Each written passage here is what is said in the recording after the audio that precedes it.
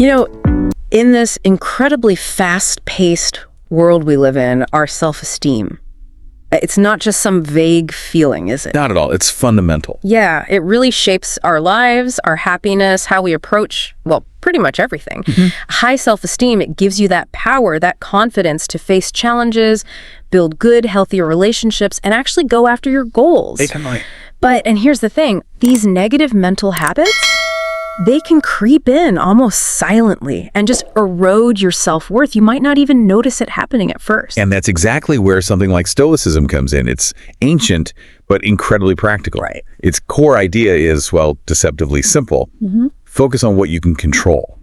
Really zero in on that. Okay. And then consciously learn to accept what you cannot control. This whole philosophy gives you real strategies, things you can actually do to take apart those harmful thought patterns. Okay, that sounds really useful. So for this deep dive, that's what we're doing. We're exploring 10 specific mental habits. Transformative ones, hopefully. Exactly. They're rooted in these Stoic principles, and the idea is they can help you build a more resilient mindset, give your self-esteem a real boost, and ultimately lead a more, well, fulfilling life.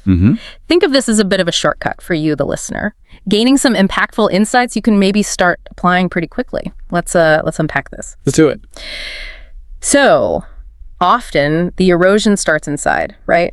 With that negative self-talk. It's like a silent saboteur. Absolutely insidious. All those thoughts like, oh, I'm not good enough, or I always mess this up. It creates this cycle, this really tough cycle of self-doubt. From a Stoic view, where does that come from?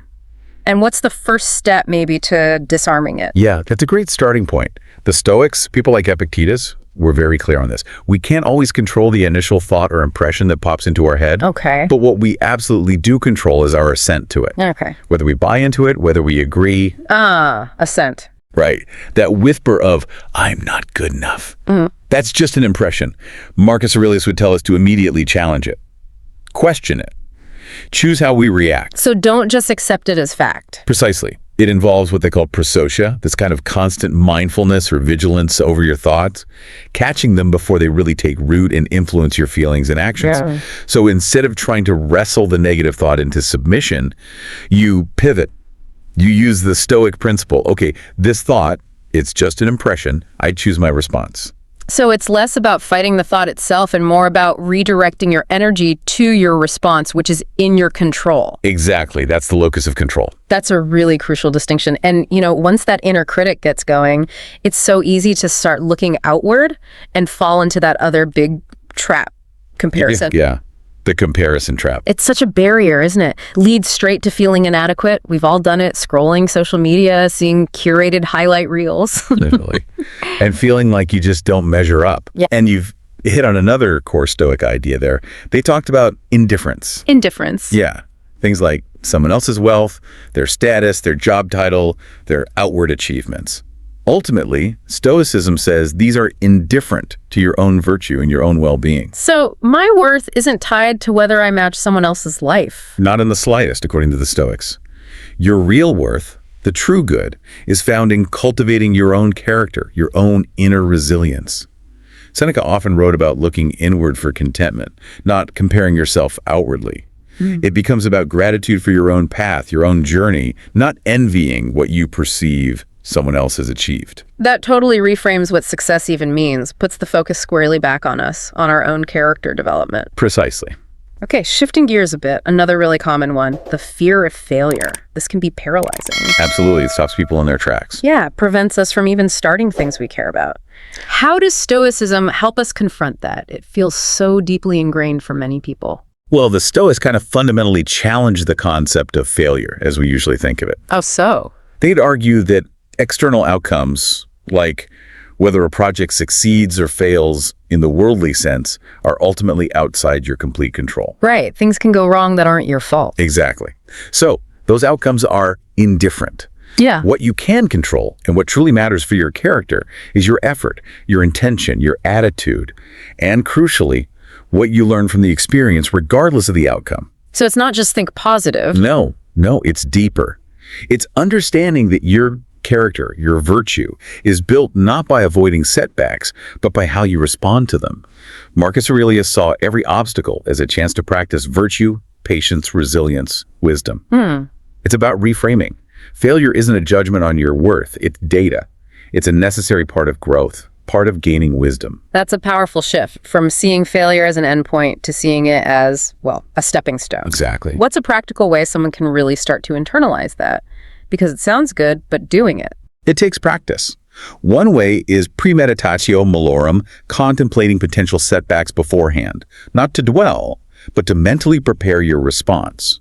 Another is focusing intensely on the process and your effort, detaching slightly from the absolute necessity of a specific outcome. Okay, focus on the effort. Building on that, let's touch on constantly seeking external validation. That makes our sense of self so fragile, doesn't it? Like building your house on fan, as you said earlier, absolutely. Relying on likes, comments, praise, what others think becomes the measure of our worth. And the Stoics would say that's a recipe for anxiety and disappointment. Yeah. Because external opinions are inherently fickle and outside your control. Right. Their solution was the idea of building an inner citadel, fortifying your own character, your own judgments, your own values. Inner citadel. I like that image. Yeah. The idea is that if your sense of worth is built on this internal foundation, then the winds of external approval or disapproval, they just don't shake you as much. They become indifferent to your core well-being. So it's not arrogance, like, I don't care what anyone thinks. Not at all. It's about self-sufficiency of spirit. Defining your standards internally based on virtue and aligning your actions with those standards. That internal alignment, living by your own reasoned principles, that's the true validation. That sounds like a much more stable foundation for self-esteem. Okay, speaking of internal struggles, perfectionism. Ah, yes. The thief of joy for many. Totally. It seems noble, striving for the best, but it often leads to chronic dissatisfaction, anxiety, never feeling good enough. And this ties back to expectations and control, doesn't it? Stoicism teaches acceptance, accepting imperfection as just part of being human, part of nature. So don't aim high. No, aim for excellence, absolutely. Strive virtuously within what is possible, what is within your control. But chasing some unattainable, flawless ideal, that's setting yourself up for frustration because perfect outcomes often depend on factors you don't command. The focus shifts. It's not about flawless execution of every tiny detail. It's about the quality of your effort, your intention, your prohairesis, your moral purpose, your choices. Find contentment in that, in the striving itself, not solely in a perfect result you might not achieve. That's a relief, actually. Focus on the virtuous effort. Okay, what about overthinking? This one just chews people up. Spirals of anxiety, self-doubt, replays of conversations, catastrophizing. Yeah, all of it. It really impacts mental health and self-esteem. How do Stoic practices help with that constant mental chatter? Well, the Stoics recognized early on that most of our suffering doesn't come directly from events, but from our judgments about those events. Our interpretations. Exactly. And overthinking is often just a loop of unexamined, unhelpful judgments running wild. So again, Prasosha, that mindful attention is key. Being aware of the thoughts. Yes. Cultivating present moment awareness lets you observe your thoughts without getting completely swept away by them. You learn to ask, is this thought actually helpful? Is it based on reality? Is it within my control? And often the answer is no. Often, yeah. So simplifying decisions, setting clear priorities based on your values, even consciously setting aside time if you need to analyze something, but then stopping. These help direct your mental energy productively towards action you can take. Leads to a calmer mind, better self-esteem. That makes sense, directing the attention. Okay, moving on. Holding grudges. That feels like carrying a heavy weight, doesn't it? Definitely. Creates this cycle of negativity, bitterness. It really hinders growth. So what's the Stoic take on letting that go? If you think about the bigger picture, Stoicism stresses that holding on to anger, resentment, it harms you far more than the person you're angry with. Right, you're the one feeling it constantly. Exactly. It's like that saying, drinking poison and expecting the other person to die. Forgiveness, in a Stoic sense, isn't necessarily about saying what the other person did was okay. It's about liberating yourself from that toxic emotional chain. It's an act of self-preservation, of reclaiming your inner peace. It connects to accepting that others will act imperfectly, that's outside your control. Your peace comes from your response, your choice to let go. So forgiveness is more for your benefit. Primarily, yes. It's an internal act of self-liberation. It fosters emotional freedom. That's a vital shift in perspective. Okay, how about avoiding responsibility? Blaming others, making excuses. That can really chip away at self-esteem too, right? Leads to feeling helpless. It does. And what's interesting is that for Stoics, accountability is foundational. It's not about blame, it's about empowerment. Empowerment, how so? By taking ownership of your actions, your choices, your judgments, your proheresis, again, you're acknowledging your own agency, your power to influence things, at least within your sphere of control. Okay. Owning your part. Yes. When you acknowledge your role, even in mistakes, you gain the power to learn and choose differently next time. It builds confidence, resilience, and a stronger sense of self-worth because you see yourself as an active participant in your life, not just a passive victim of circumstances. That makes total sense. Taking ownership feels powerful, not weak. Okay, nearly there. Ignoring self-care. Often the first thing to go when we're stressed or feeling low. Exactly. And it has such a knock-on effect. Leads to burnout, feeling unworthy. What's the Stoic view? Is self-care indulgent? Quite the opposite. Stoicism sees self-care not as a luxury, but as essential maintenance for the very tools you need to practice virtue, your body and your mind. Yeah. It ties into oikiosis, this idea of our natural inclination towards self-preservation and flourishing. Neglecting your physical or mental health means neglecting the very foundation you need to think clearly, act rationally, and contribute positively. So it's a responsibility, almost. In a way, yes. Prioritizing rest, good nutrition, exercise, maybe mindfulness. Yeah. It's not vanity. It's about ensuring you are a capable, resilient instrument, ready to face challenges virtuously. A well-cared-for self is better equipped. That framing really helps. It's not selfish, it's strategic self-stewardship. Okay, last one.